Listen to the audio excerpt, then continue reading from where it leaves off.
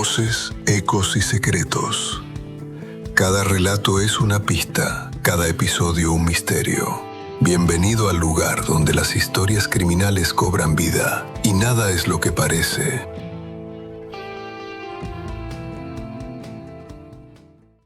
Había un secreto bajo aquel suelo, más antiguo que el último recibo de la luz y más persistente que el olor a humedad. No estaba escrito en ninguna libreta ni guardado en un cajón con llaves. Corría a lo largo de las vigas como una corriente de aire detenido. En las noches de helada, el secreto respiraba lento, dejando un vaho fino en el ventanuco del zócalo. Alguien lo mantenía. Alguien lo alimentaba con horarios puntuales, latas numeradas, pasos contados para no crujir. A veces se filtraba hacia arriba en forma de golpes apagados, como si la casa misma tuviera una válvula de alivio. Los vecinos aprendieron a confundirlo con la caldera y a cerrarse por dentro cuando el patio quedaba sin luz. La madre hablaba poco y el tío aún menos. En esa economía de palabras, el secreto prosperó. Pasaron años y papeles que no miraron por debajo. Hasta que una madrugada el humo hizo lo que nadie había querido hacer: señalar con el dedo exacto el hueco por donde la verdad se escapaba. Hoy, la casa que ardió. La madrugada del 3 de noviembre de 2024, en Ravenfield, Missouri, el aire estaba tan frío que devolvía el sonido con precisión quirúrgica.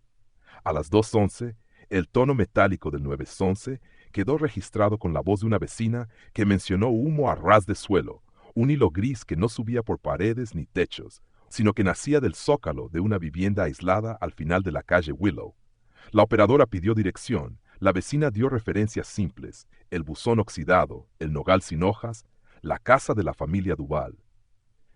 A las 2:19, el primer camión del Distrito 6 tomó la curva húmeda del vecindario. Las ruedas dejaron marcas oscuras en el asfalto recién helado. La fachada de la casa no estaba en llamas. La pintura descascarada brillaba bajo el parpadeo de las luces, tranquila y falsa. El humo, sin embargo, brotaba de la rejilla inferior del porche como una respiración contenida demasiado tiempo. En el jardín no había herramientas, solo un cubo de plástico volcado y un manguerín rígido por el frío. El teniente a cargo hizo una comprobación rápida del perímetro. Los cristales estaban fríos, sin tizne. La puerta principal ofrecía resistencia de costumbre, no de incendio. En el lateral norte, un ventanuco rectangular, del tamaño de 2 manos, dejaba ver el negativo de una rejilla interior con marcas de óxido y un borde de madera ennegrecida en una franja de 2 dedos. No había llamas, solo calor agazapado. El equipo decidió abrir por abajo. La decisión fue técnica y, vista a posteriori, crucial. A las 2:24, la palanca mordió la madera del zócalo y las grapas viejas cedieron con un chasquido reseco. El golpe de aire frío empujó el humo hacia afuera en una ola amortiguada. La cámara térmica fue la primera en ver lo que los ojos humanos tardaron unos segundos en ordenar. Una firma blanquecina, alargada, sin combustión evidente, que no correspondía a cable ni a canalización. Era la temperatura de un cuerpo. Bajo el piso, entre las vigas, en el corredor de tierra comprimida que servía de vientre a la casa, alguien se movió apenas lo suficiente para que la imagen cambiara de forma. Hubo entonces una secuencia de gestos sin dramatismo, ensayada para otro tipo de rescates. Casco que se inclina, guantes que retiran astillas, un foco que baja en diagonal, el sonido cortante de una sierra que no llegó a usarse. El rescatista más delgado se deslizó por la abertura con las rodillas recogidas. Encontró primero la rigidez del polvo, luego un colchón improvisado de espuma cortada, una caja de plástico con latas, una manta plegada con disciplina. Finalmente, un rostro que evitaba la luz por reflejo aprendido. El hombre estaba delgado de un modo antiguo, como si la casa no solo le hubiera quitado peso, sino también el volumen del mundo. A las 2:27, lo sacaron al porche envuelto en una manta térmica. No hubo gritos ni resistencia. Hubo el silencio mecánico de las instrucciones médicas, la comprobación de pulso, la medición de oxígeno, la decisión de trasladar sin esperar más preguntas. La camilla chirrió en la madera vieja y dejó una marca de caucho en el escalón. El olor que quedó clavado en el aire no fue tanto al plástico quemado como a eso que las fichas técnicas nombran de manera aséptica: productos de combustión en espacio confinado. La casa permaneció en pie, pero con una alteración minúscula que ya nadie pudo desver. El hueco abierto como una boca en el rodapié, el borde de madera a punto de carbón, la rejilla suelta en el césped con un dibujo de herrumbre que parecía un mapa. Dentro, en la penumbra del salón, había señales de una vida detenida a medias, un reloj de pared parado en las 12:03, una mesa con marcas redondas de latas, una alfombra con huellas que no se dirigían a ninguna silla. En el garaje, la caldera estaba fría y, sin embargo, sus tuberías mostraban un reseco blanqueado que no casaba con la hora del humo. El informe preliminar de bomberos registró lo que se podía registrar sin hacer conjeturas: origen del humo probable en acumulación de material inflamable bajo el piso, ventilación deficiente, ausencia de llama libre visible. También incluyó una línea que, fuera del formulario, tenía peso de bisagra. Un adulto del sexo masculino encontrado consciente en el espacio de arrastre, trasladado a urgencias por inhalación leve y deshidratación. La ambulancia abandonó la calle con discreción. El vecindario, atemporal y opaco en su rutina, volvió a ser un conjunto de parcelas enfangadas y postes con cables, pero con la certeza nueva de que por años nadie había mirado donde debía. La patrulla acordonó sin ruido y un agente joven colocó un precinto barato que colgó bajo el porche como una cinta de fiesta fuera de lugar. Desde la calzada, la casa de los Duval parecía lo que siempre fue: una construcción baja, de madera fatigada, sin más singularidad que su persistencia. Solo el corte en el zócalo, del tamaño exacto de una salida, contaba otra historia con la fría obstinación de los hechos. Para los que llegaron después, todo empezaba allí, en esa abertura que dejaba pasar el aliento de la tierra. Para entender cómo había llegado un hombre a vivir pegado a la trama de las vigas, hubo que aprender a leer la casa como se lee un expediente, por capas, por silencios, por pequeñas fechas adheridas a objetos que nadie tira. Y aunque la noche ya había terminado, la escena retenía la luz de una pregunta que no se apagaba con el amanecer. 20 años antes de la madrugada del humo, la calle Willow ya parecía un lugar que no pasaba nada. Los buzones tenían abolladuras antiguas, los perros dormían a la sombra de camionetas con placas al día, los porches enseñaban plantas en macetas de rebajas. La casa de los Duval no desentonaba. Era baja, de madera fatigada, con una pintura que parecía sostenerse por pura costumbre. El césped, si se le podía llamar así, estaba cortado con una regularidad modesta. No había carpas ni coches averiados en el jardín. Nada en el exterior anunciaba lo que iba a sedimentarse con los años bajo su suelo. En abril de 2004, Silas Duval tenía 14 años y el cuerpo todavía no había decidido si estirarse o compactarse. En la escuela lo recordaron como un chico de pasillos silenciosos, alguien que elegía los bordes del recreo y se entretenía con un kit de radio que llevaba dentro de una caja de galletas. El último registro con su nombre en el sistema del distrito fue un trámite limpio: transferencia a educación en casa, un formulario con campos rectangulares, fecha legible, firma de la madre. Nadie notó entonces lo que faltaba, porque en el papel no faltaba nada. La secretaria imprimió la confirmación, grapó una copia para el expediente, deslizó otra en la bandeja de salida. El acto fue administrativo, su efecto duradero. Corinne Duval, la madre, hablaba con una cadencia corta, como si cada palabra tuviera un costo. Vestía abrigos grandes incluso en días templados y mantenía pocas cosas a la vista: un calendario de supermercado con santos que no parecía consultar, un tarro de cristal con tornillos, una libreta cubierta con plástico adhesivo. Lo que para un visitante casual habría sido imagen de orden y modestia, para los que llegaban a mirar con lupa, se convertiría con el tiempo en un mapa de omisiones. El tío, Ephraim Toll, aparecía algunos fines de semana en una camioneta con olor a gasolina. Bajaba una caja de herramientas, ajustaba un chirrido del porche, volvía a marcharse sin quedarse a comer. Randall Pike, el padrastro, hacía turnos en un taller de maquinaria agrícola y arrastraba un cansancio que parecía anterior a cualquier empleo. La desaparición de Silas fuera de los registros fue un proceso sin dramatismo. No hubo patrullas ni carteles pegados en postes. Hubo un cambio de ruta del autobús escolar que dejó de detenerse frente a la casa, y un cartero que a partir de cierto mes no tuvo que dejar boletines del instituto. Dentro, las rutinas se ajustaron como se ajustan los muebles cuando se corre una pared, con pequeñas correcciones que pronto parecen naturales. Las cortinas permanecieron cerradas incluso los domingos. Una cinta adhesiva cubrió el hueco por donde corría el aire del ventanuco del zócalo. Apareció en el jardín un barril de plástico azul para recoger lluvia. La casa fue adquiriendo una manera de respirar hacia adentro. En 2005, un primer aviso anónimo llegó a servicios sociales.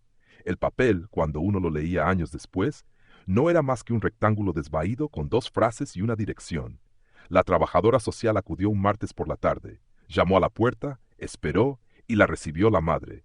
Hablaron en el umbral, esa frontera doméstica, donde la autoridad pública se vuelve educada hasta la impotencia. El informe consignó lo que podía consignarse sin entrar: vivienda en orden, madre cooperativa, educación en casa según lo declarado, no se observan riesgos visibles. La palabra clave fue visibles, un adverbio que permitiría con los años justificar otras visitas parecidas. No hubo escándalos, solo señales menores que nunca se acumularon en un solo escritorio. En 2009, el distrito escolar confirmó por teléfono que la familia seguía con enseñanza en casa, la casilla de verificación marcada. En 2013, una patrulla nocturna registró una queja por ruidos metálicos.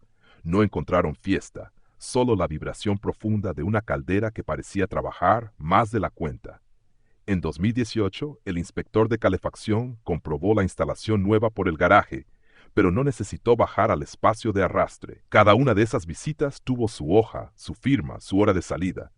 Ninguna tuvo acceso al interior completo de la casa.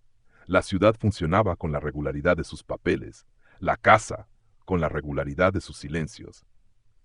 Ravenfield, como tantos lugares del Medio Oeste, no le pedía mucho a sus habitantes más allá de pagar a tiempo el recibo del agua y no obstaculizar el paso del quitanieves. Se podía vivir años sin hablar con nadie más que el empleado de la gasolinera. En ese clima de discreción, la familia Duval encajó como una pieza que no hace ruido.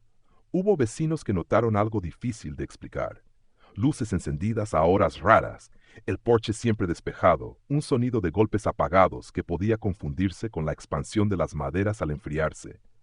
En verano, el aire caliente salía por la rejilla del zócalo con un olor tenue a papel guardado. En invierno, la escarcha dibujaba un borde más grueso justo en el listón inferior del porche. Nada de eso entra en un formulario con naturalidad. Silas no volvió a la biblioteca municipal. Su carnet, una tarjeta fina de plástico, se quedó con la foto de un niño al que el tiempo no iba a corregir. En una tienda de electrónica barata, alguien recordó a un adolescente que preguntaba por soldadores y resistencias, pero esas memoras, careciendo de fecha y recibo, se volvían historia privada. Los meses se fueron apilando en la casa como ediciones atrasadas de un periódico que ya nadie compra para leer, sino para envolver objetos que no cambian de lugar. Mientras tanto, lo que para otros sería adolescencia devino subsuelo. La casa ofrecía huecos, el entrepiso, las vigas, un tramo de tierra batida que la arquitectura local consideraba útil para pasar tuberías y cables. Allí, la temperatura se mantenía constante y los ruidos del mundo llegaban filtrados por madera vieja. Si uno se fijaba en el borde de la rejilla, había señales de manipulación: tornillos no iguales, una arandela fuera de medida, la huella honda de una herramienta en el listón. Eran marcas que solo podían leerse con la mirada entrenada, y la ciudad no había tenido tiempo ni motivo para entrenarla. El padrastro siguió con sus turnos, el tío con sus visitas puntuales, la madre con su economía severa.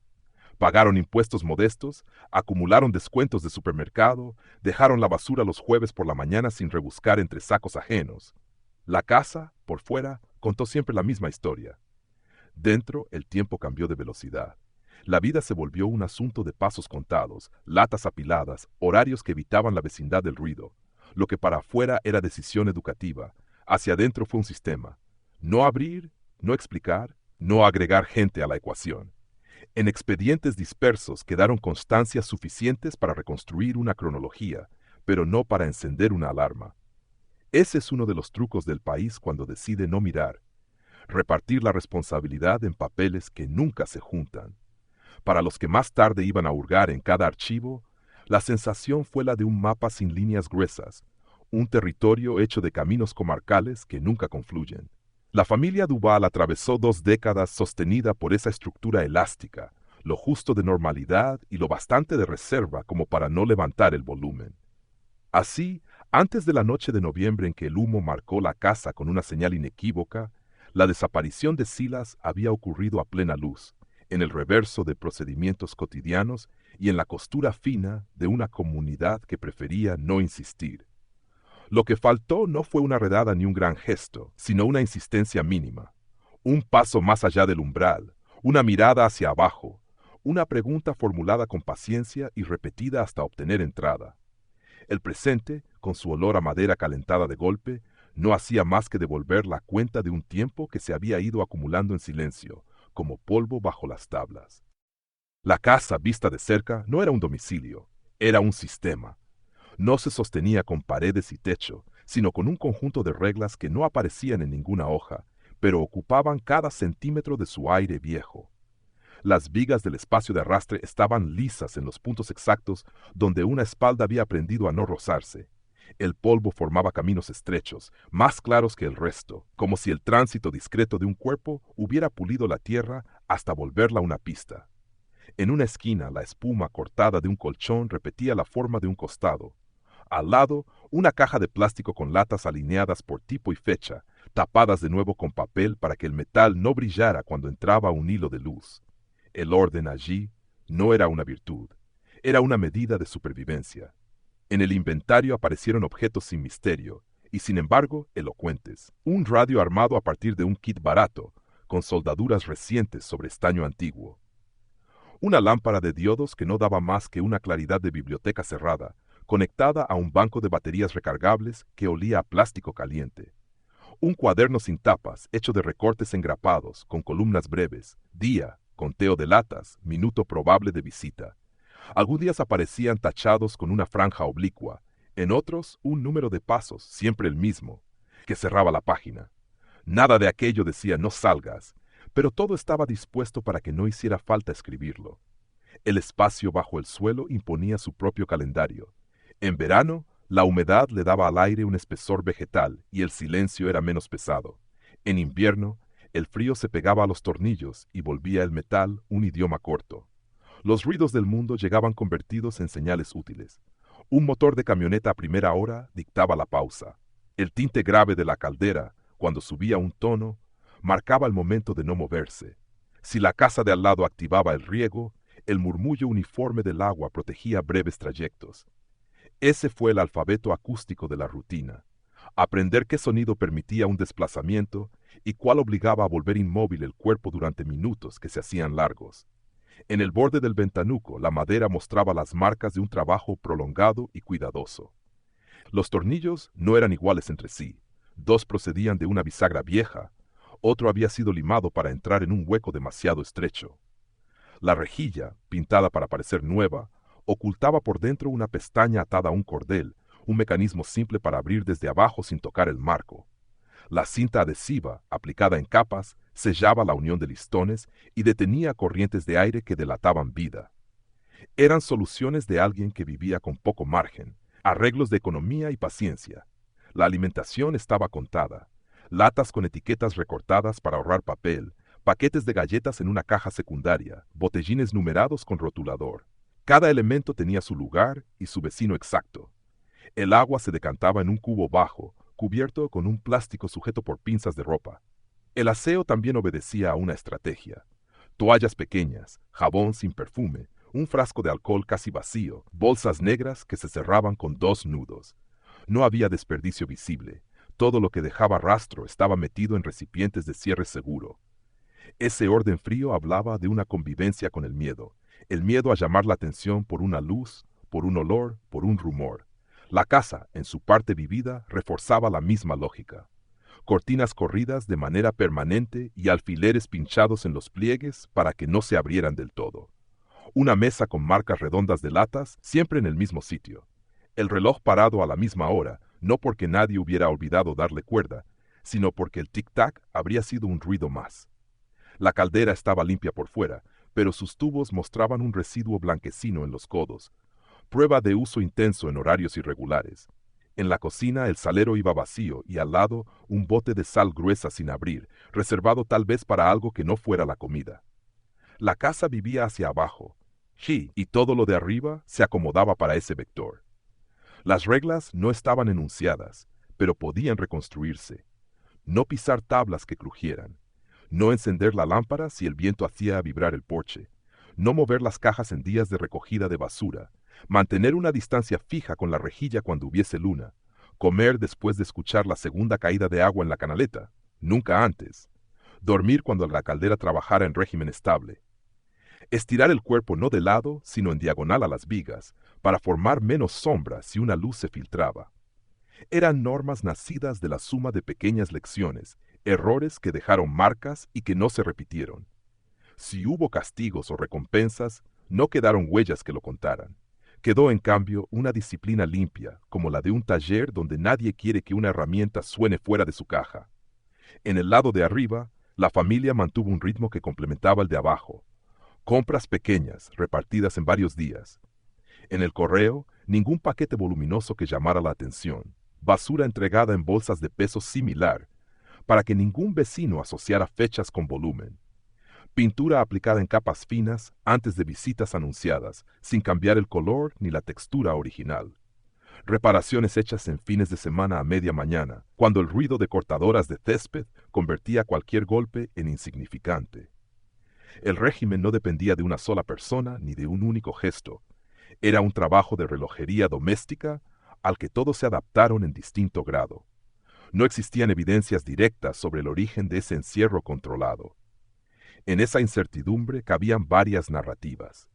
El idioma de los objetos sugería una intención que había cambiado de forma con los años. Quizá empezó como una solución temporal a una ansiedad que no encontraba otro alivio. Tal vez derivó en un método para que la vida de arriba siguiera sin fricciones. Lo que sí resultaba innegable era la consolidación de una costumbre. Lo transitorio se había vuelto infraestructura, y cuando un hábito toma el cuerpo de un mueble, es difícil recordar que alguna vez fue decisión. Los peritos que revisaron el espacio de arrastre caminaron con una prudencia de museo. Describieron el modo en que la manta había sido doblada con una regularidad de cuartel, la manera en que las latas gastadas habían sido apiladas dentro de otra caja, separadas por cartones cortados a medida.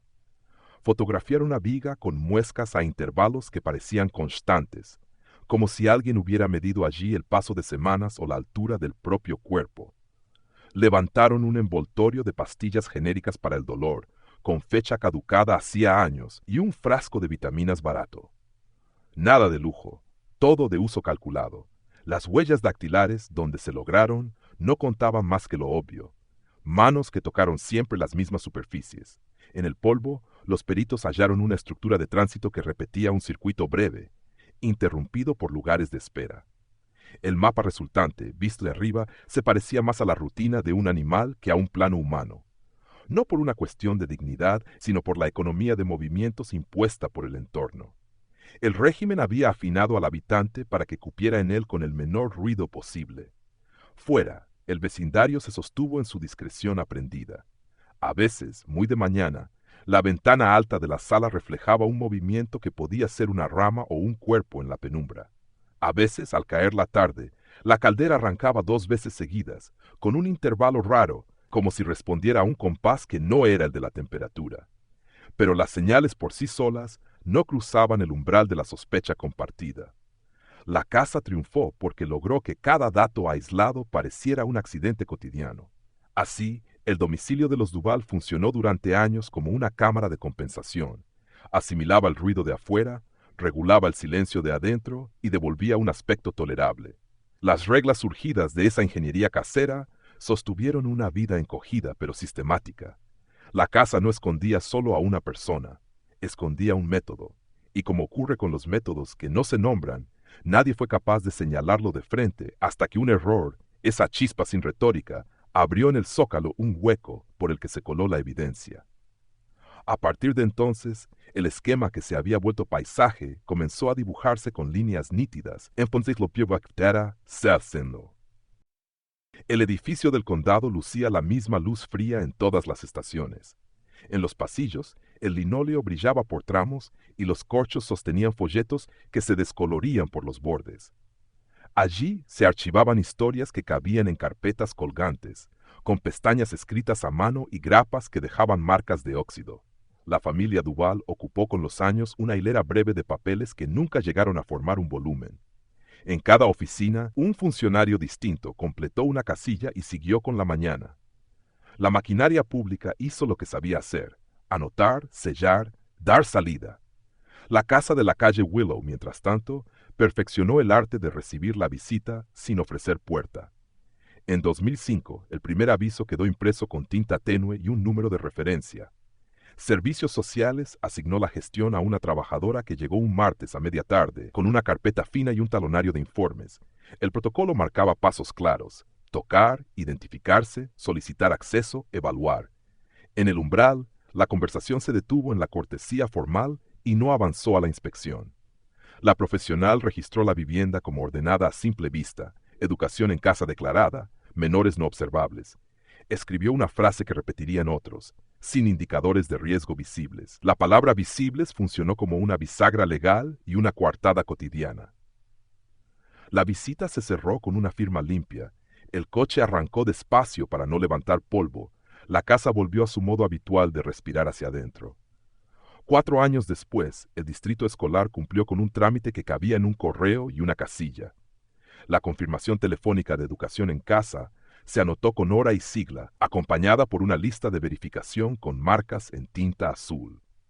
Nadie solicitó plan de estudios, ni progreso, ni evidencias de seguimiento. El papel no lo exigía con claridad y la rutina no empujaba a pedir más.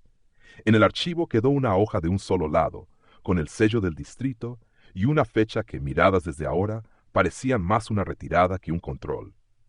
En 2013, una patrulla nocturna recorrió la calle tras una llamada por ruidos metálicos. El parte de servicio ocuparía menos de un párrafo: presencia sin novedad, vibración de caldera sin necesidad de intervención. El coche dio la vuelta al final de la cuadra y escribió su breve estela en el pavimento húmedo.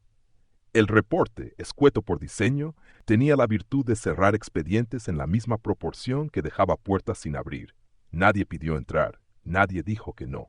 En 2018, la inspección de calefacción llegó por el garaje, como llegan los oficios prácticos, que no pretenden mirar más allá de su objeto.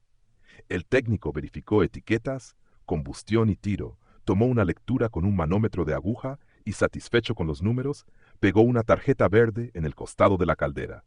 No había cláusula que le obligara a gatear bajo el suelo. La casa, perfecta en su superficie utilitaria, pasó la prueba como se pasan tantas cosas cuando se conoce el formato, cumpliendo lo que se pide y nada más. La suma de todos esos contactos dispersos se notaba en los papeles cuando, años después, se solicitaron copias a través de registros públicos. Llegaron escaneos con sombras de espiral, café seco en un margen, nombres tachados por privacidad. A veces, una línea manuscrita añadía un matiz que no entraba en el formulario: domicilio difícil de acceder, horario inadecuado, ocupante reticente. Eran frases finas que no alcanzaban a construir un relato, piezas que, en carpetas diferentes, no encajaron nunca como puzzle. El sistema había tocado, había esperado la respuesta normativa y, ante la falta de permiso explícito o causa urgente, se había retirado con su cortesía reglamentaria. Los motivos no eran secretos: había cargas de trabajo altas, rotación de personal, miedo razonable a extralimitarse y a terminar discutiendo jurisprudencia desde un porche.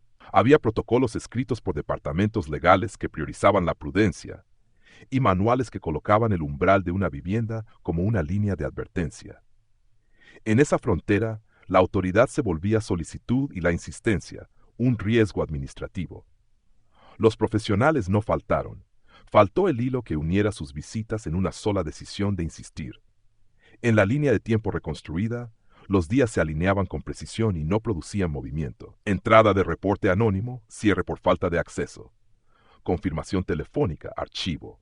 Patrulla sin novedad, archivo. Inspección técnica conforme, archivo. Los sellos repetían su geometría y a la larga se convertía en un patrón hipnótico.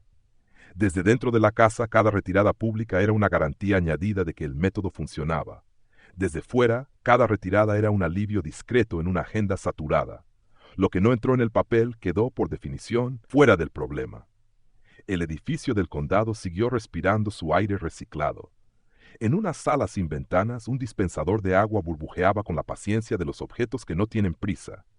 El reloj marcó las 12 con un motor eléctrico que casi no se escuchaba. En la bandeja de metal, un montón de formularios en blanco esperaba a manos. A esa misma hora, en la calle Willow, un cortacésped de otra casa enmascaraba el golpe corto de una herramienta en la madera del zócalo. El ruido viajó unos metros y se apagó en la sombra del porche. Nadie lo sumó a nada. El sistema, como la herramienta, hizo su sonido breve y siguió. No se trató de maldad ni de conspiración. Fue un tipo más común de abandono, el que ocurre cuando cada parte cumple su cometido y ninguna asume el trabajo de juntar las piezas. La ley exigía prudencia, el presupuesto, eficiencia, la costumbre, no molestar. Bajo esos tres mandatos, la casa encontró su modo de ser invisible. No exhibió basura, no mostró violencia, no produjo olores que molestaran al barrio. Entregó lo justo a cada visita y retuvo lo esencial donde nadie miraba. La administración, fiel a su ritmo, llamó, anotó y se fue. Con el paso de los años, esa fricción mínima entre la puerta y los papeles se volvió estructura. Lo extraordinario dejó de parecer urgente. La frase sin indicadores de riesgo visibles ganó fuerza de estribillo y blindó la inercia con un barniz de profesionalidad. Alguien clavó una chincheta nueva en el tablón de corcho para anunciar un taller de formación. Alguien limpió el microondas de la sala de descanso. Alguien actualizó un manual con un párrafo sobre trato respetuoso en domicilios. La realidad en la casa no cambió por ello. Siguió ceñida a sus reglas, amparada por una cortesía que confundía prudencia con distancia. Así fue como la ciudad mantuvo su fe en los procesos y la casa mantuvo su secreto en los espacios que los procesos no tocaban. La diferencia entre tocar y entrar, entre preguntar y verificar, entre ver y mirar, se quedó en el ancho de un umbral. Y en ese ancho, año tras año, el sistema golpeó con los nudillos, esperó lo justo y se marchó. Cuando por fin el humo dibujó una flecha hacia abajo, los papeles no cambiaron de color, cambiaron de peso. La misma tinta que antes bastaba para cerrar una visita empezó a arrastrar preguntas que ya no se resolvían con una casilla marcada. El relato, hasta entonces administrativo, viró hacia la materialidad de la madera quemada y el aire viciado, y la ciudad entendió que había estado archivando un silencio. La noche del 3 de noviembre no nació con estruendo, se filtró por la costura más baja de una casa.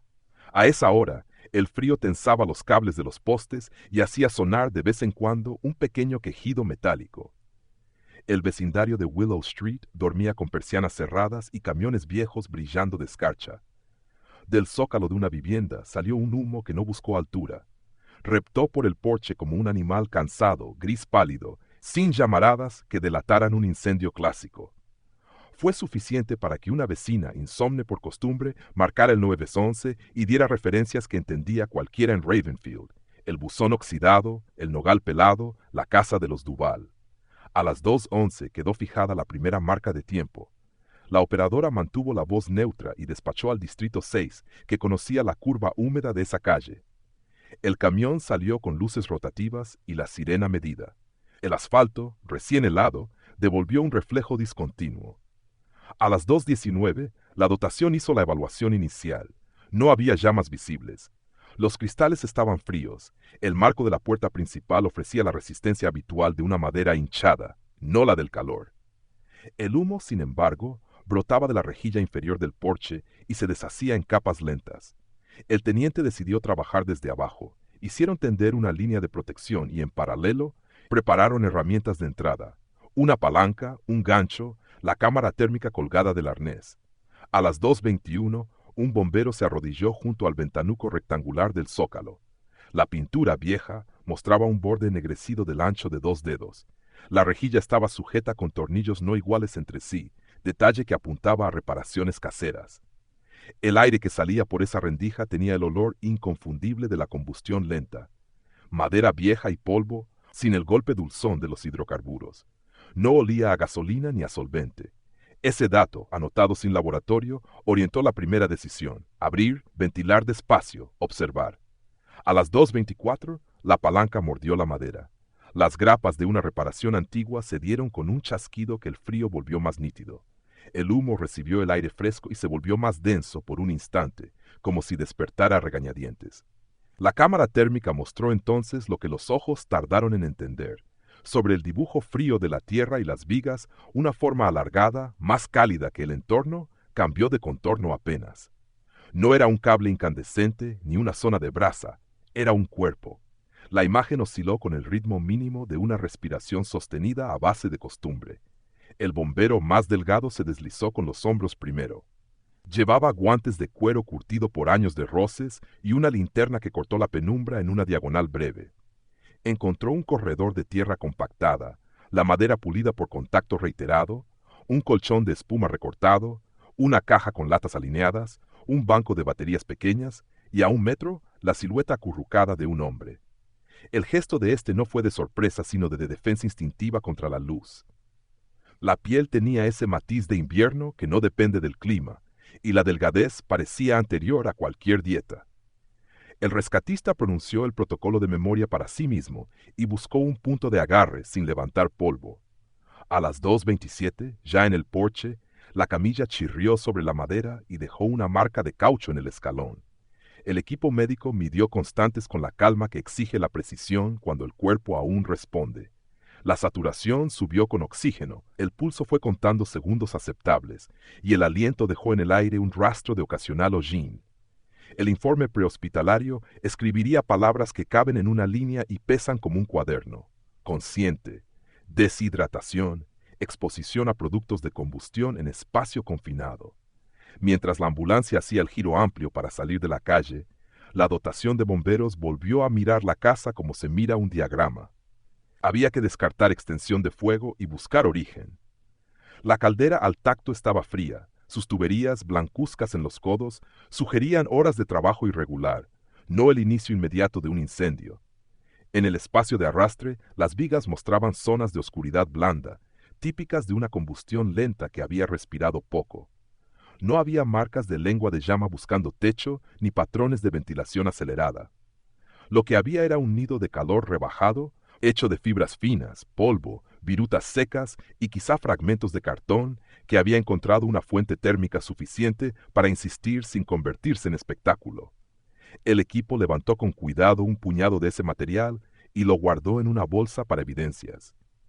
Un bombero pasó la mano, muy cerca, sin tocar, sobre el camino pulido de tierra que llevaba hasta el hueco más profundo. El calor residual era homogéneo, más coherente con horas que con minutos. Con la cámara térmica revisaron los apoyos de las vigas y los puntos donde a veces los roedores dejan galerías que mejoran el paso del aire. Nada indicaba un corredor de llama. Se trazó un perímetro con cinta y se llamó al investigador de incendios del condado. A las 2:43, la ventilación controlada hizo su trabajo. 2 ventanas altas se abrieron lo justo, y el flujo cruzado empujó el humo hacia afuera sin avivar brasas. En la sala, la luz de las linternas reveló detalles que no necesitaban interpretación para ser inquietantes. Un reloj detenido a las 12:03, marcas circulares de latas siempre en el mismo lugar, cortinas sujetas con alfileres para que no se abrieran más de lo imprescindible. En el garaje, la tarjeta verde de una inspección antigua seguía pegada al costado de la caldera. En la cocina, un salero vacío convivía con un paquete de sal gruesa sin abrir. Eran pequeñas piezas que juntas no dibujaban el fuego, pero explicaban el aire. Se barajaron con el profesionalismo de quien no se permite conjeturar de más 3 líneas de trabajo. Un fallo eléctrico menor en un punto de paso bajo el suelo, suficiente para encender polvo acumulado.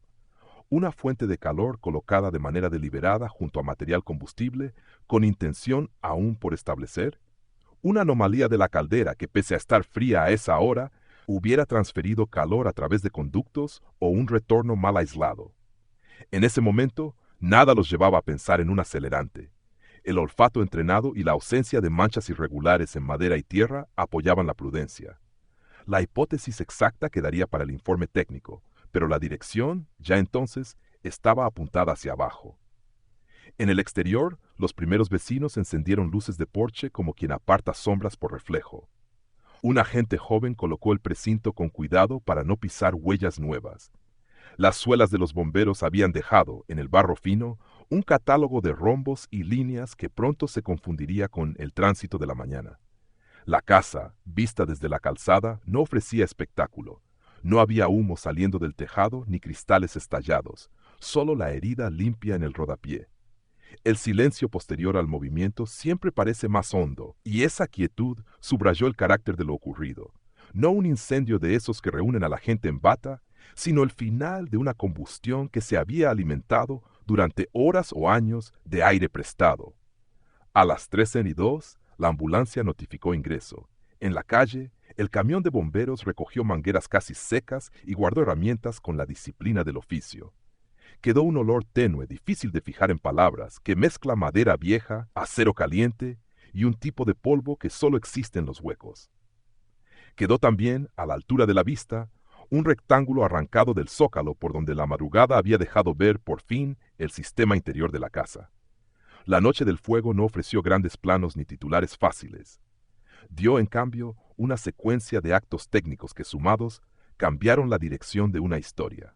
El hallazgo de un hombre bajo el suelo trasladó el peso del relato desde los papeles del condado a la materia de la vivienda. La pregunta sobre el humo abrió paso a preguntas más densas. ¿Por qué existía aquel corredor de tierra tan pulido? ¿Por qué la casa había aprendido a respirar hacia adentro? ¿Por qué nadie había mirado allí antes? Con el amanecer, las cintas amarillas parecieron ajenas a ese porche conocido, pero su sombra, colgando bajo el escalón, indicó durante horas lo que la ciudad tardaría días en aceptar. A partir de esa madrugada, el mapa de Ravenfield incluyó un punto donde el suelo, literalmente, había devuelto a la superficie algo que se había mantenido demasiado tiempo debajo. El hospital del condado olía a desinfectante y a aire forzado. En urgencias las luces no se apagaban nunca. Tenían la temperatura exacta de una oficina abierta a medianoche. Allí, el hombre hallado bajo el suelo ocupó una camilla junto a una cortina verde. Llevaba una pulsera de plástico recién cerrada y una manta que crujía al mínimo movimiento. El monitor respiraba por él sin hacer ruido. En la mesa de metal, una bandeja dejó el círculo húmedo de un vaso. La enfermera apuntó datos que cabían en una línea, y esa línea bastó para que la policía avisara a la unidad de delitos contra personas. Fue el momento en que el silencio empezó a llenarse de voces. La detective Marcy Ketting llegó con una libreta fina y un bolígrafo que no fallaba. Observó más de lo que escribió. El hombre mantenía los párpados en guerra con la luz y, sin embargo, hilaba una idea que repetía con la obstinación de los que han vivido con pocas palabras. No la formuló con orden. La dejó caer en fragmentos que la detective entendió como un mapa de temores. La luz del patio, los ruidos del porche, el horario de la caldera. La intuición profesional le sugirió que no había un descubrimiento cinematográfico esperando detrás de esa cortina, sino algo más pedestre y persistente. Tiempo acumulado en un método. Ketting reconstruyó los minutos del rescate con precisión de taller. Anotó la hora de la llamada, la decisión de abrir por el zócalo, el calor residual en las vigas, la ausencia de acelerantes. Pidió copia de la lectura de saturación, del parte prehospitalario y de la fotografía térmica, donde una forma humana se superponía a la geometría de madera vieja. Sabía que sin papeles las historias se deshilachan, y sabía también que los papeles solos no sostienen una vida si no se los mira desde el ángulo correcto. Se lo recordó a sí misma cuando pidió al día siguiente los archivos de servicios sociales y los registros escolares de Ravenfield en los años en que el nombre de Silas dejó de figurar. La trabajadora social Janine Corcoran recibió la notificación de la investigación con una sensación conocida. Ese apellido le sonaba a visita en el umbral, a cortina que no se corre más de 2 dedos. Revisó su propio pasado en el sistema. Allí estaba su informe de 2005, breve, correcto, insuficiente, y el de otra compañera de 2009, con una casilla marcada que ahora pesaba más que entonces. Corcoran reconstruyó con honestidad el forcejeo entre protocolo y realidad, el mandato de no invadir, el miedo a un conflicto innecesario, la falta de horas para insistir más allá de la cortesía. En su escritorio, estiró una línea de tiempo con clips. Aprendió a ver lo que en su momento se había quedado fuera de foco, cómo el sin indicadores visibles había funcionado como pared. Un vecino, Harold Longstreet, fue citado a declarar a media mañana. Su casa tenía la rutina de los que nunca faltan a misa ni a la quitanieves. Dijo lo que había visto con la discreción de quien no quiere ser protagonista de nada. Luces encendidas a horas que no eran de nadie, un golpeteo atenuado cuando el frío apretaba, la sombra breve a una hora en la que los pájaros aún no hacen ruido. Sus recuerdos sueltos se volvieron útiles cuando Ketting los ancló a registros exactos. Partes de patrulla, inspecciones de calefacción, recibos de electricidad. La coincidencia de horarios y señales tejió una red mínima. No probaba un delito, pero señalaba un hábito. En el hospital, el hombre recuperó energía con la modestia de los cuerpos entrenados para gastar poco. El suero desapareció en la vena a una velocidad que la enfermera anotó sin énfasis. La piel, bajo luz estable, mostraba un catálogo de pequeños roces, los codos, la cintura, los puntos en que un cuerpo aprende a no abrir sitio. Hubo exámenes que no entran en un relato sin invadir, quedaron en la esfera de lo que no se cuenta por decencia. Lo que sí pasó a formar parte del expediente fue la confirmación de que no había lesiones recientes que explicaran el humo, sino el peso de una permanencia. La voz de la casa también entró en el expediente. Los peritos en incendios del condado describieron con un lenguaje sobrio el origen probable. Un foco de calor de baja intensidad que había encontrado material fino, seco, en un espacio con ventilación reducida. Podía ser la huella de una lámpara improvisada, de una resistencia vieja, de un aparato que no estaba pensado para vivir a ras de tierra. Sus fotografías mostraban fibras negras aglutinadas en pequeños nidos, el polvo convertido en promesa de brasa, y ese color marrón profundo en la madera que la ciencia reconoce y las personas huelen sin saber explicarlo. Nada señalaba gasolina, nada hablaba de pólvora, todo hablaba de insistencia. Cuando el sheriff, con la fiscalía, decidió detener a Corinne Duval y a Ephraim Toll, el gesto no tuvo dramatismo. Ocurrió en una mañana sin lluvia. Los agentes evitaron la ropa táctica. La casa quedó con una cinta pálida en el porche y sobre la mesa de la cocina los restos de una compra reciente. Pan de molde, sopa en lata, sal sin abrir. Los periodistas locales tardaron horas en darse por enterados. No había cuerpos, no había fuego que se viera desde 2 calles, no había un vecino dispuesto a sostener una cámara. Había, en cambio, una historia que exigía paciencia. Las primeras impresiones de la fiscalía fueron cautelosas. Los cargos iniciales se redactaron con ese idioma que se sostiene sobre adjetivos necesarios: privación ilegal de libertad, obstaculización de la labor de protección, creación de condiciones peligrosas. Eran figuras que no se inflan solas, dependían de documentos, de escenas, de números. El plan de trabajo fue prosaico: consolidar el rastro de visitas oficiales, fijar el mapa del espacio de arrastre, fechar compras de latas y baterías, vincular horarios de electricidad con patrones de uso atípicos. No había promesas de una revelación última. Había una contabilidad de años. Las voces siguieron organizándose. El técnico que había instalado la caldera en 2018 recordó que no se le pidió bajar al espacio de arrastre. El dato, banal entonces, ahora resultaba elocuente. El cartero buscó en su memoria la cadencia de paquetes y encontró que nunca hubo cajas voluminosas que alteraran su ruta. Un antiguo profesor del distrito señaló la rareza de una transferencia a educación en casa sin documentación de seguimiento. Todos aportaron algo pequeño, un tornillo más en una estructura que había resistido precisamente porque nada, en su momento, pareció urgir. En paralelo, la ciudad reaccionó con esa mezcla tan americana de discreción y juicio inmediato. Algunos en el barrio prefirieron no comentar. Otros consideraron, en voz baja, la posibilidad de que lo ocurrido fuera una respuesta desviada a un miedo que no encontraron nombre.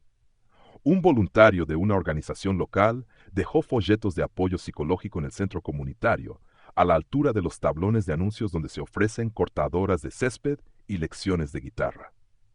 El caso se asentó donde se asientan los asuntos que no buscan titulares: en la conversación corta al salir del supermercado, en la radio local a media mañana, en las preguntas que se hacen de camino a casa con la bolsa del pan en el asiento.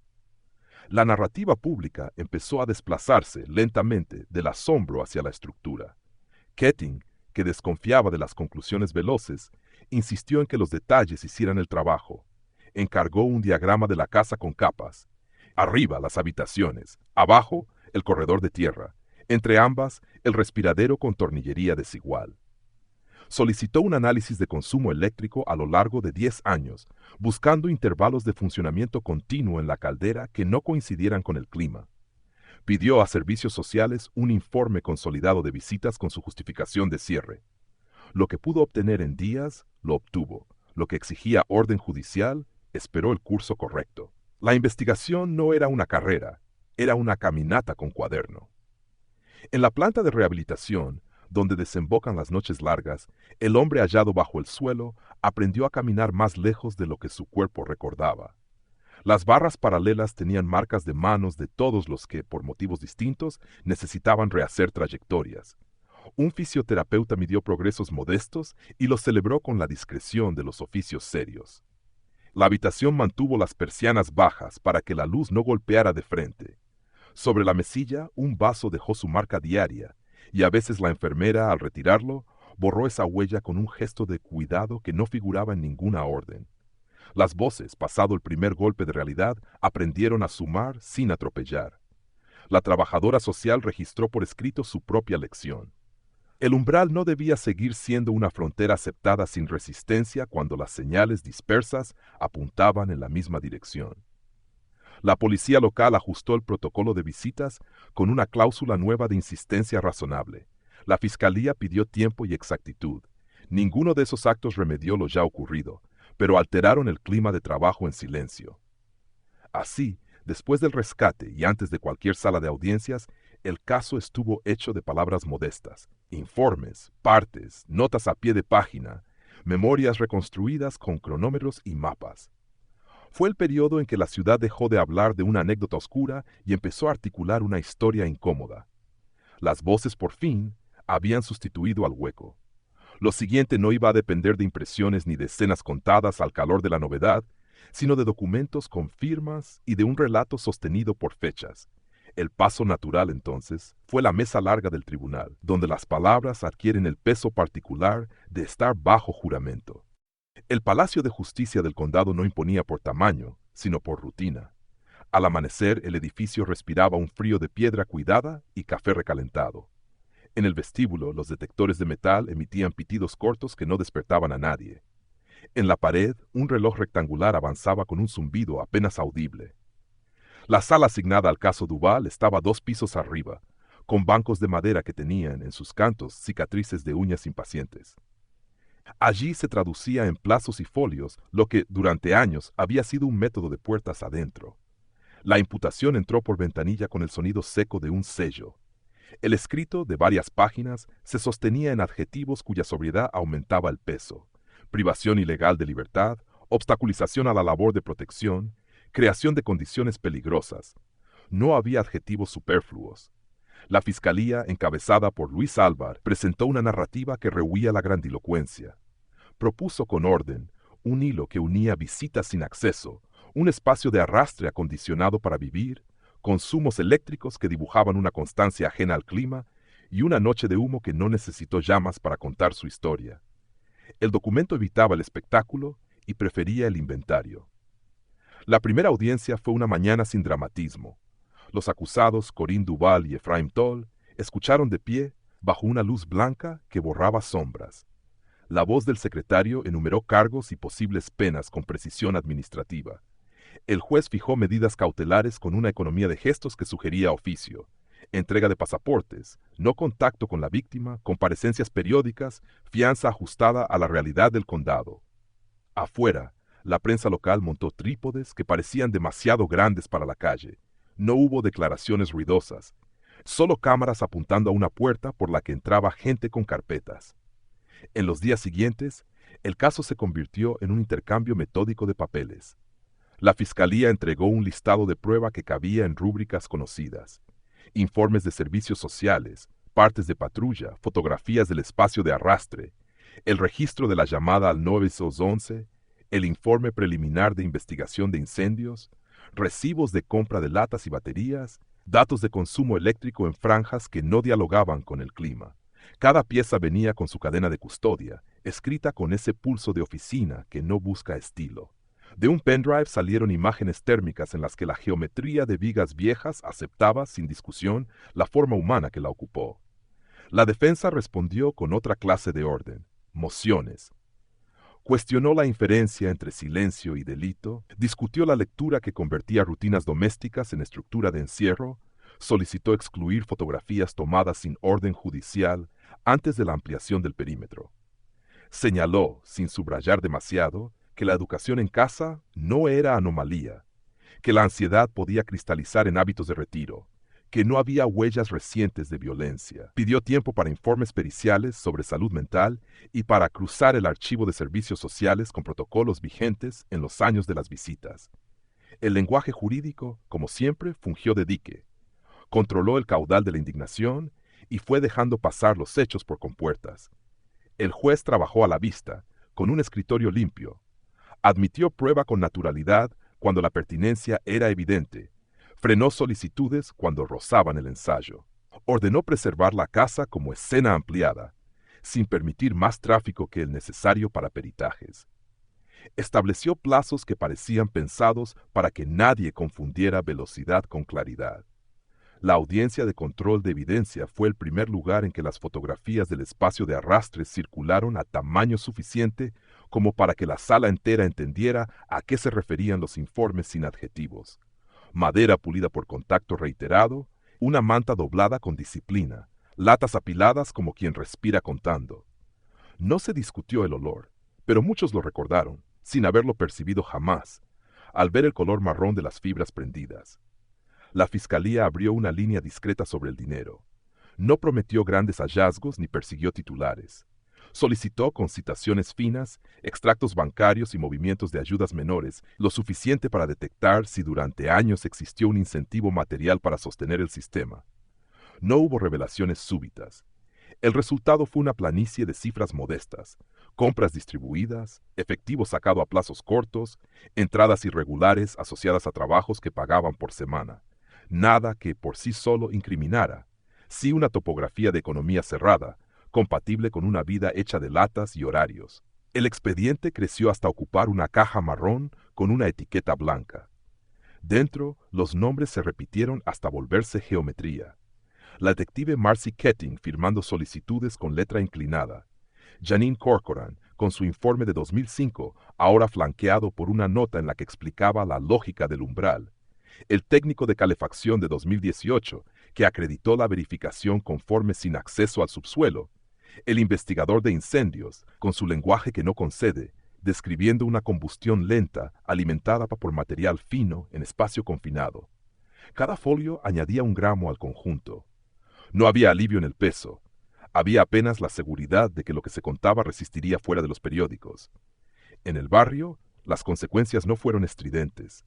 La casa de la calle Willow quedó con tablones cruzando sus ventanas y un cartel discreto que prohibía el paso.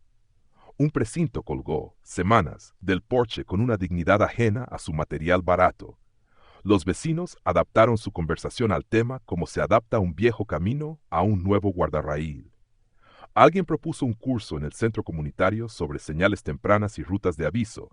Acudieron pocas personas, pero suficientes para que en los tablones de anuncios un póster nuevo midiera su permanencia contra ofertas de cortadoras de césped y clases de guitarra.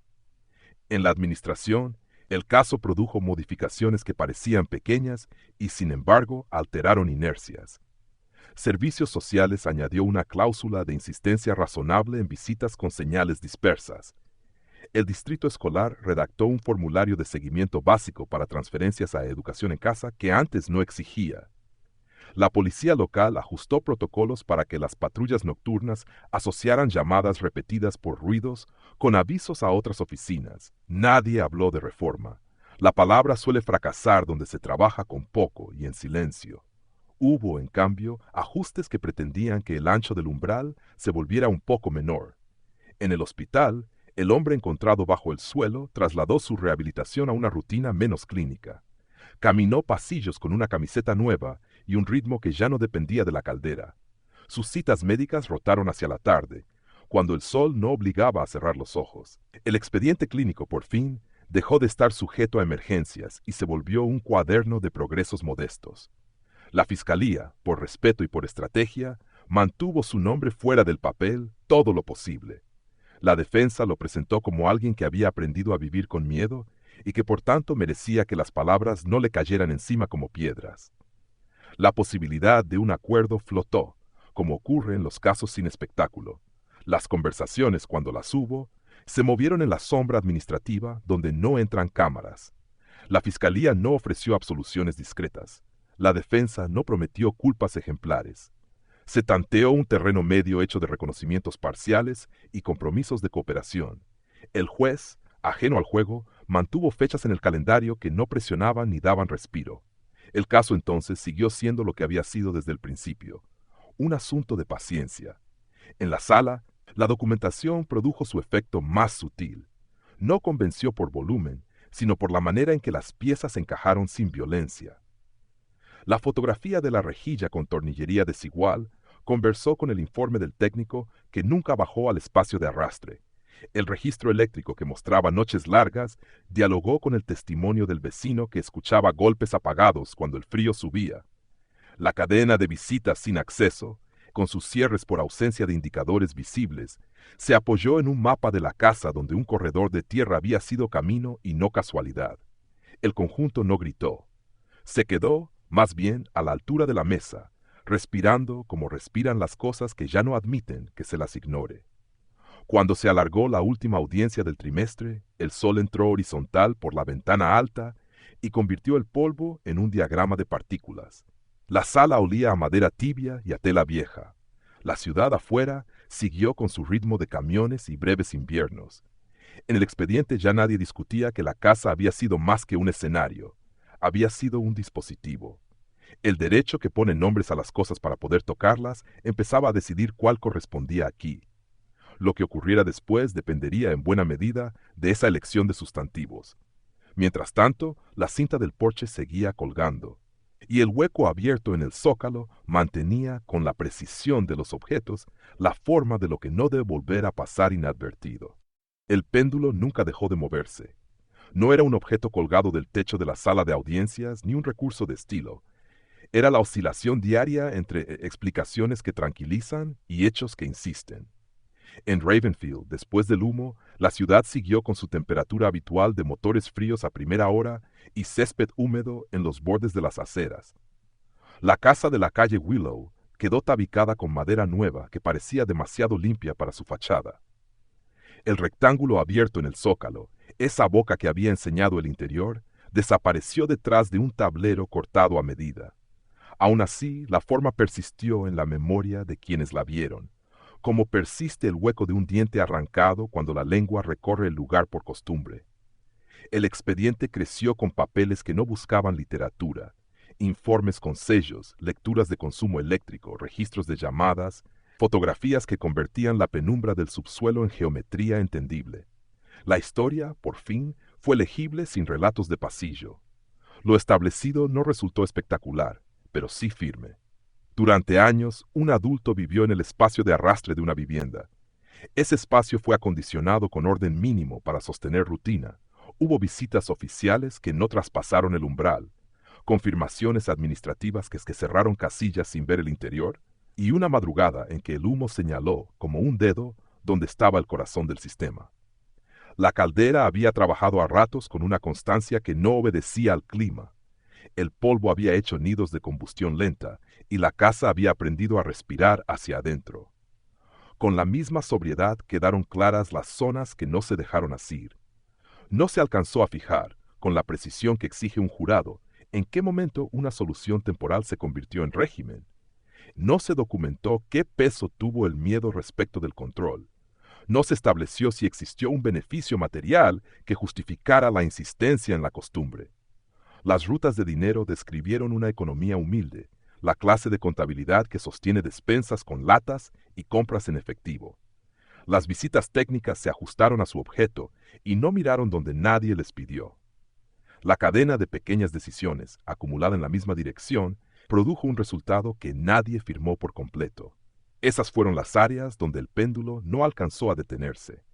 En el hospital, el hombre recuperó fuerza con una disciplina que no hacía ruido. Aprendió a caminar sin contar vigas, a cruzar pasillos sin escuchar el compás de la caldera, a aceptar una luz de ventana que no exigía defensa. El cuerpo, al volver a ocupar volumen en superficies que no eran de tierra compactada, cambió su silueta con la parsimonia de las cosas cuidadas. No hubo milagros, hubo hábitos nuevos. Los profesionales que lo acompañaron tomaron decisiones pequeñas y constantes, el tipo de actos que no se cuentan en las ruedas de prensa. La confidencialidad mantuvo su nombre fuera del papel público el mayor tiempo posible. no como gesto retórico, sino como forma de no añadir ruido a una vida que había aprendido a funcionar con poco. En servicios sociales, una hoja nueva añadió una cláusula de insistencia razonable cuando señales dispersas apuntaran en el mismo sentido. En el distrito escolar, un formulario de seguimiento básico para transferencias a educación en casa se convirtió en requisito, sin necesidad de polémica. La policía local ajustó el protocolo nocturno para que llamadas repetidas por ruidos anómalos generaran avisos cruzados. No fueron reformas con rótulos. Fueron engranajes alineados para que al menos el ancho del umbral se redujera unos centímetros. En el centro comunitario, un cartel discreto anunciaba un taller sobre señales tempranas y rutas de aviso. Ninguna cámara fue a cubrirlo, pero cada silla ocupada era, en su medida modesta, una corrección al viejo hábito de mirar hacia otro lado. El barrio, con su ritmo de camiones y porches sin exageración, procesó el caso como procesa las cosas que no tienen espectáculo, a través de la repetición. La cinta pálida del porche colgó lo suficiente como para pasar de novedad a paisaje. Los niños, que aprenden la topografía moral de un lugar observando las instrucciones de los adultos, empezaron a escuchar frases que antes no se decían. Si ves algo extraño, cuenta. Si una casa respira hacia adentro, pregunta a quien sabe preguntar. Si una puerta no se abre, vuelve con otro par de manos y un papel que lo permita. El lenguaje colectivo se ajustó sin confesiones dramáticas. El péndulo, en ese plano, comenzó a oscilar con una amplitud menor. El expediente judicial, convertido en caja marrón con una etiqueta blanca, quedó a la espera de un nombre definitivo que organizara el sentido. El derecho trabaja con sustantivos porque necesita fijar conducta. En esa tarea, la línea entre prudencia y abandono por omisión se volvió el centro del tablero. No se trató de inventar culpables donde no los había, sino de contar con claridad qué parte del daño correspondía a hábitos normalizados. El documento final, cualquiera fuese su redacción, no iba a devolver años, iba con suerte a evitar su repetición exacta. Los oficios, tanteando el borde de sus competencias, se movieron unos milímetros hacia adelante. No es mucho en un mapa, pero cambia el acceso a una casa. Sobre la calle Willow se posó un silencio distinto, de esos que no se parecen al de antes, porque ahora están llenos de información. El tablero que cubría el zócalo ya no dejaba ver la herida, pero el barrio sabía que había existido.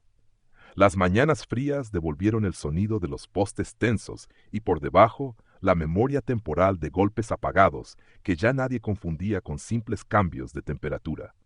La ciudad aprendió a sostener dos ideas a la vez: que el miedo puede torcer una vida hasta volverla subsuelo, y que la cortesía institucional, cuando es puro límite, puede camuflarse de respeto mientras entrega los años a la costumbre.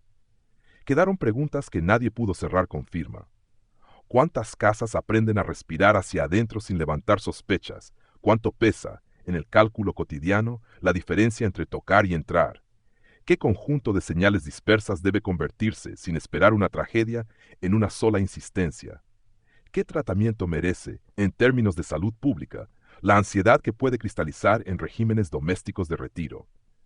La falta de respuestas completas no anuló la obligación de repetir las preguntas hasta que dejen de parecer extravagantes. El péndulo se detuvo lo justo para dejar un trazo. En un extremo, el retrato de una familia sostenida por la economía severa y la discreción. En el otro, el método que acabó ocultando a un adulto bajo el suelo. Entre ambos, la maquinaria de una ciudad que hizo lo que sabía hacer hasta donde se le permitió y que ahora ensaya una forma más incómoda de trabajo: la insistencia razonable. La moraleja, si la hubo, no se escribió en una placa ni se proclamó en un acto. Se volvió hábito de despacho y conversación breve, horario de oficinas y folletos en tablones. Al final, cuando el viento de noviembre dejó de crujir las grapas de los carteles y el barrio se preparó para un invierno sin titulares, lo que quedó entre líneas fue menos heroico y más útil. Una secuencia de decisiones pequeñas que, sumadas, alteran el curso de una historia. La casa ya no enseñaba su hueco, pero la ciudad aprendió a ver sin que le abrieran la puerta. Ese aprendizaje, tan modesto como obstinado, era lo único capaz de disputar el tiempo a los sistemas que se instalan a fuerza de silencio. Y aunque no hubo final redondo, hubo, por primera vez, una pausa en la que el péndulo pareció inclinarse, por un momento entero, hacia el lado de la vigilancia que cuida. Gracias por ver. Si te gustó esta historia, suscríbete al canal. Te esperan muchas historias interesantes y sorprendentes. Hasta pronto.